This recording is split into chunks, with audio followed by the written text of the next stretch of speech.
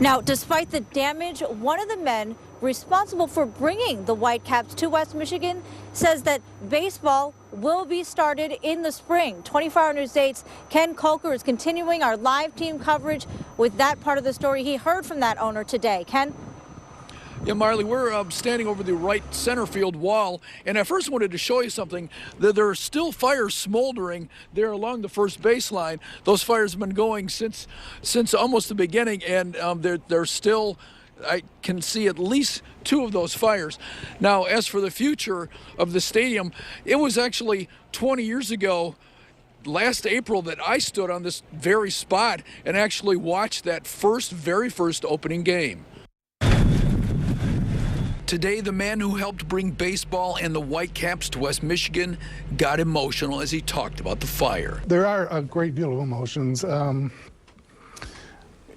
It's a lot more than just a business. It's a community member, and we've got a lot of ourselves into this, a lot of family. This stadium is a big part of West Michigan. More than 8 million fans have gone through the gates.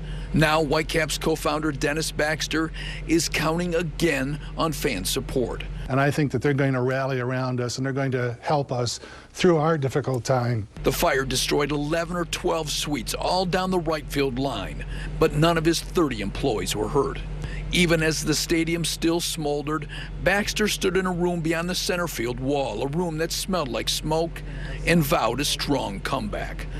The Whitecaps, he said, will play here on opening day, April 8th. 20 years ago, folks used to say, you know, if you build it, they will come, given the movie. I'd like to believe here once again, if we rebuild it, they will come once again. Though he acknowledged the stadium might not be totally rebuilt by then. Could you open here opening day without that rebuilt? Certainly we can. The playing field's in perfect condition. The bowl of the stadium at this point does not look to be touched, and so we have every intention of playing here in April.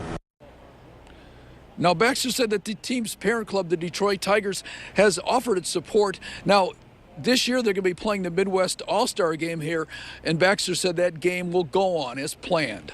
Live in Grand Rapids, Ken Kolker, 24 Hour News 8.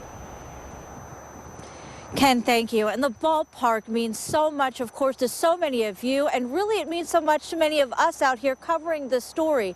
But it also has a very special bond with the players. Jack Doles is in studio with that story. Yeah, Marley, fans have flocked to this park since it opened in 1994. It's been a part of our summers ever since. But Fifth Third Ballpark is also at a special bond with the players that have come through the Midwest League. Take a look at this video from 1994. This was the first time the Whitecaps players had a chance to see the brand new park, and they were blown away, moved some players to tears.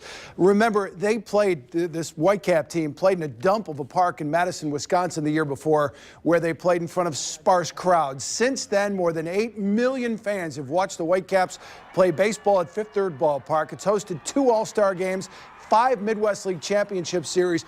3 of them clinched in front of the home fans, setting off wild celebrations. The Caps scheduled to host the All-Star game again this year, and they are going to do everything in their power, Denny Baxter says, to make sure the 50th Midwest League All-Star game is going on here in West Michigan.